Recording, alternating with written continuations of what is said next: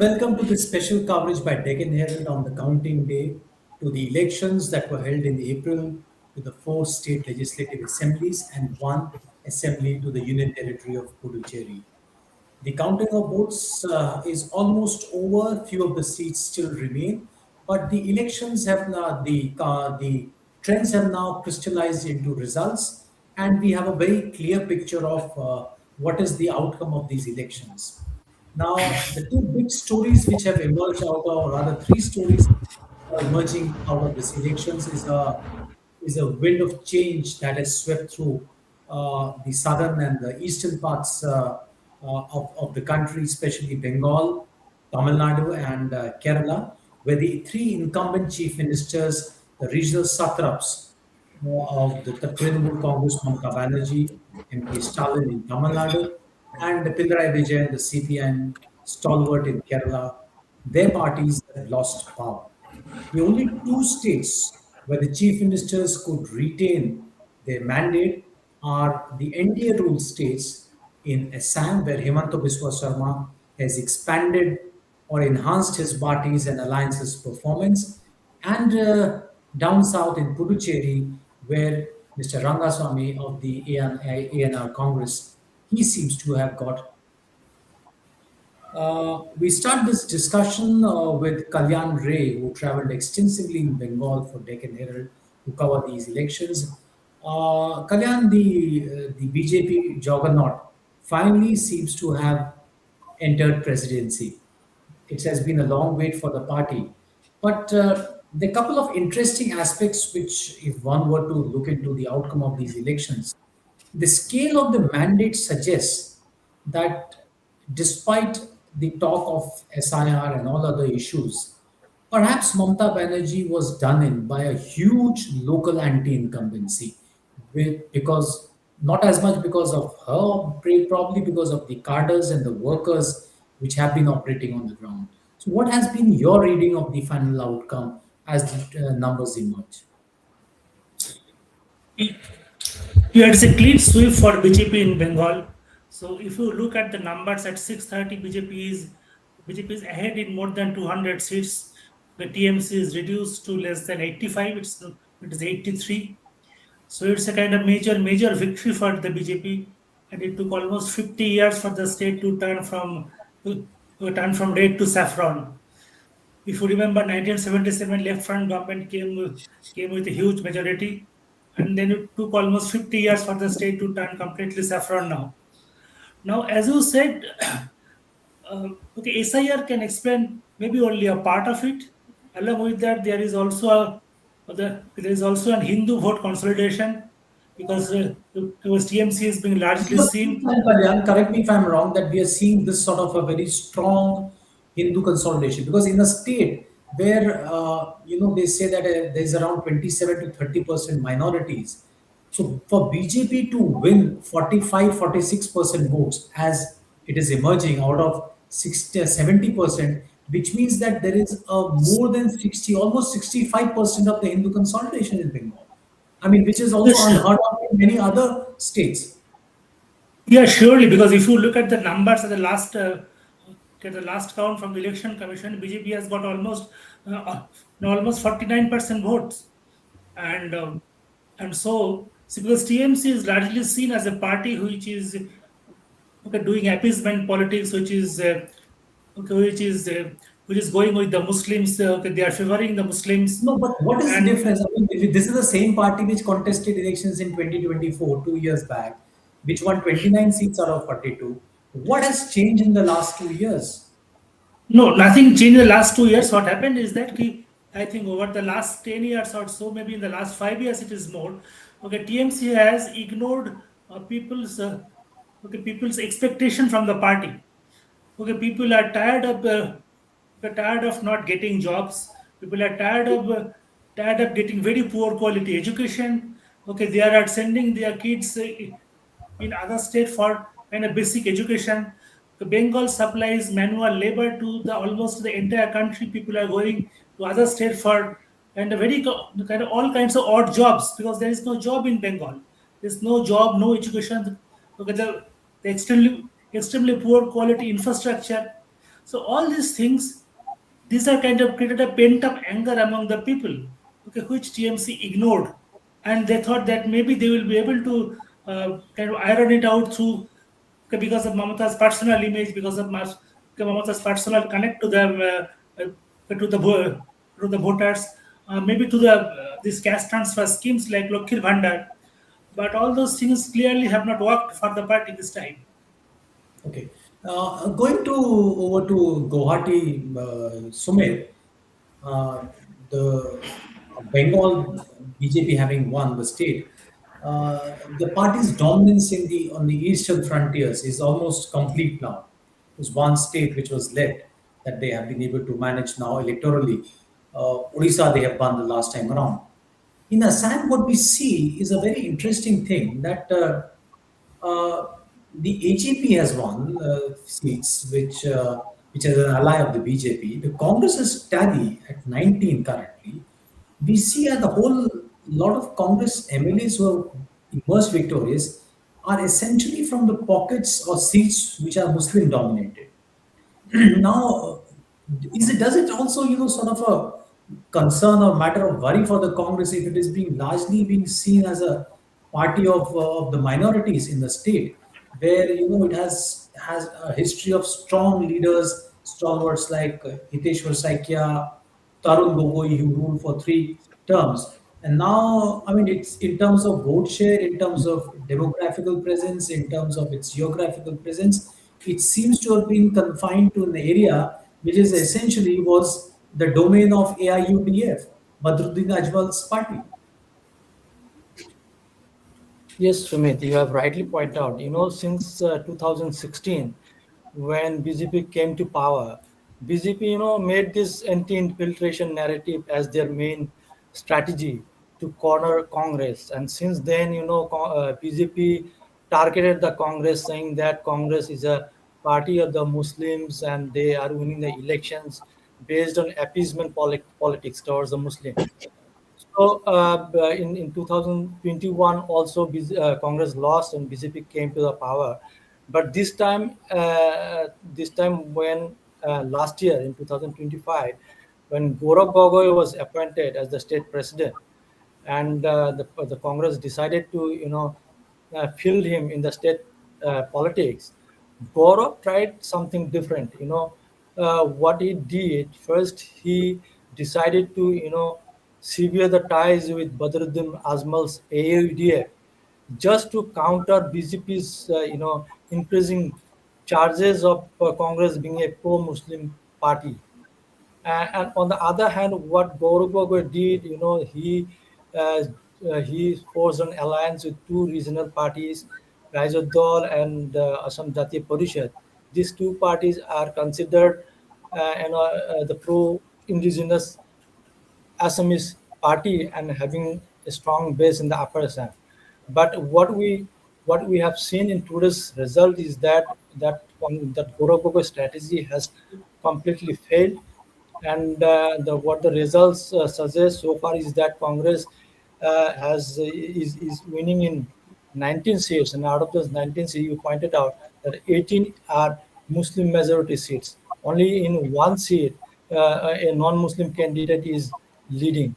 So, as things stands now, with Gorakhpur's strategy of Well, Mr. Gogoi seems to have lost, I guess, from the yes, traditional yes, yes. He has Bastion. also lost in Jorhat.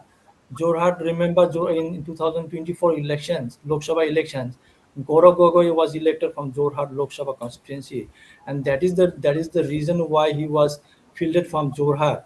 But he has lost in Jorhat Assembly constituency against BJP veteran Hitendranath Okay, Sumit, Goswami. we'll come back to you again. Sivapriya, ETV Sivapriya has joined us from Chennai, who has covered the Tamil Nadu elections for us. Thank you, Sivapriya. What a day it has been, for the state politics. Probably would be etched in the annals of the state politics in the years to come. For a Yeah. upstart, for a what is called an insurgent political party which has just entered the fray, to get more than Yeah. 30% votes. I mean, people were expecting 20-25%.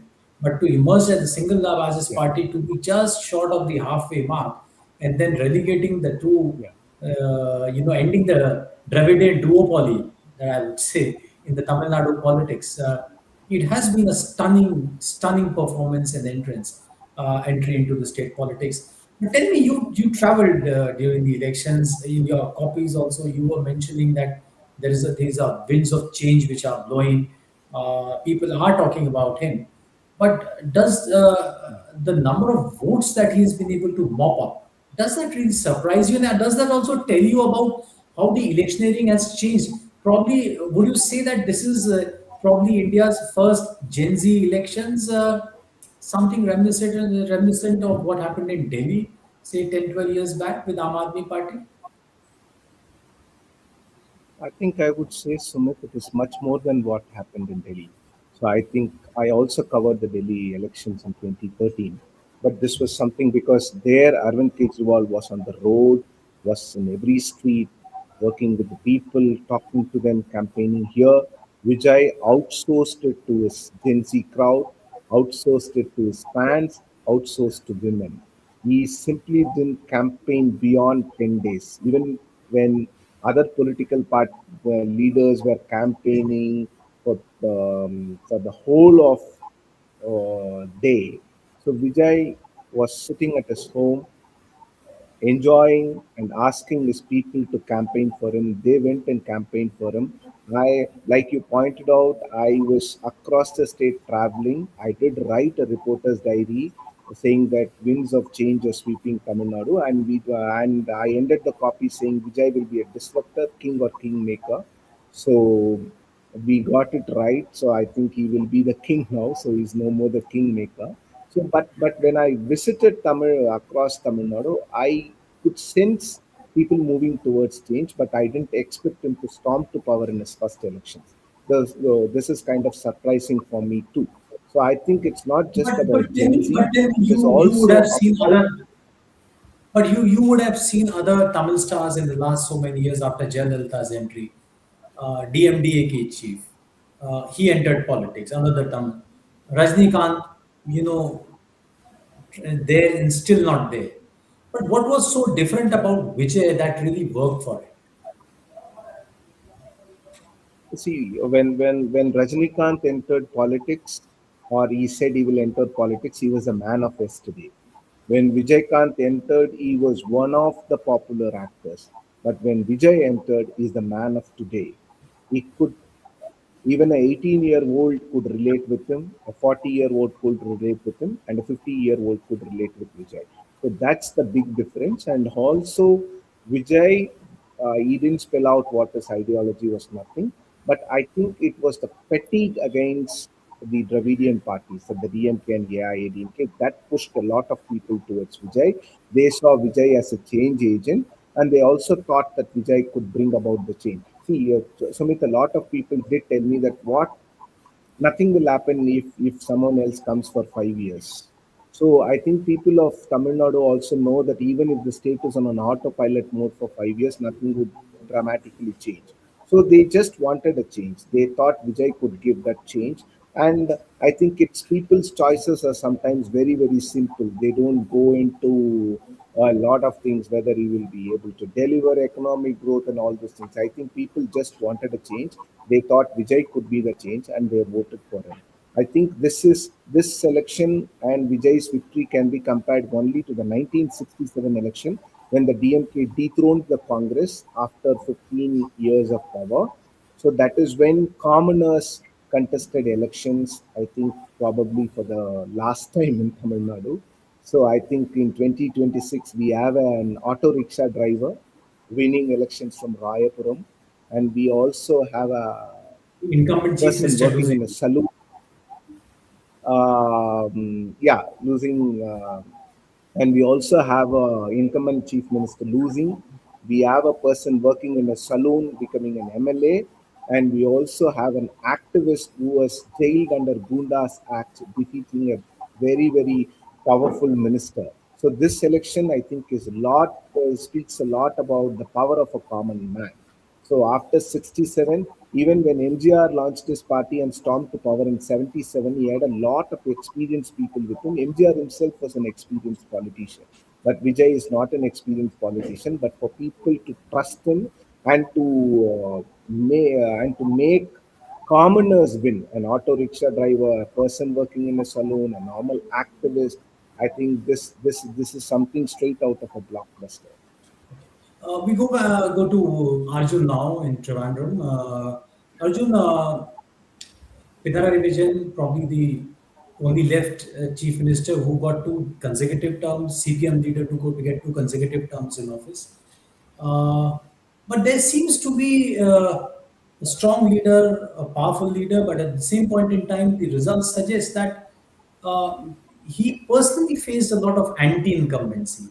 Some of the CPM rebels who were not given tickets by him, they have emerged victorious. Uh, so, how does the left parties now proceed from here? This would be the first time, I think, after 1964 when India will not have a left government in any state. There was a very small, brief period of 2 or 3 months in '77 before Jyoti Basu took over, when this status existed. Uh, in Kerala now, the future of left obviously is one issue. The other is how the UDF, which has been out of power and for which winning Kerala elections was very important, not only for the state politics, but for the party at the national level, because they have been losing a string of these state assembly polls after the 2024 improved performance in the Lok Sabha elections. Uh, Infighting creeping in, who would be the chief ministers. I think these are the issues which the UDF or the Congress in particular will have to grapple with and sort out as early as possible and get into governance. Yeah. So as you said, it's not just an anti-incumbency factor that led to a like major defeat for the CPM or LDF. Because last time they won with 99 seats in 2021, the second consecutive time. So at that time, Pinarayi Vijayan factor was finally credited his leadership. And now, when they suffered a loss, again the Pinarayi Vijayan factor seems to have played the spoil sport. I mean, apart from the anti-incumbency, there are a lot of criticism against the party internal. This entire leadership is getting focused to Pinarayi Vijayan or MV Govindan. So, a lot of resentment was going on, which eventually came out with three prominent leaders, senior leaders, contesting as rebel candidates. They came out with evidence against the party leadership and all, but the party leadership again continued to ignore that instead of addressing the issues. No, that has been very clearly reflected, especially in places like Kannur, which are strongholds of the CPM, where the party state secretary's wife got defeated to a rebel candidate. So this is going to have serious discussions within the CPM. Most likely, like till last 5-10 years back, we have got leaders like V.S. Achulanandan who used to openly oppose. But now, over the last 5 to 10 years, there was no opposition for Vijay within the party. So now the party is suffering for that. Actually, that is one outcome of the But who uh, do you think is the front runner for the chief minister's post in the Congress, in the UDF? Yeah, I think it should be. I mean, VD Sadishan is having a better chance because he has been leading the front after over the last 5 years. Because Ramesh Chenchila was the opposition leader in the previous term of LDF government, but he couldn't ensure victory for the UDF in 2021.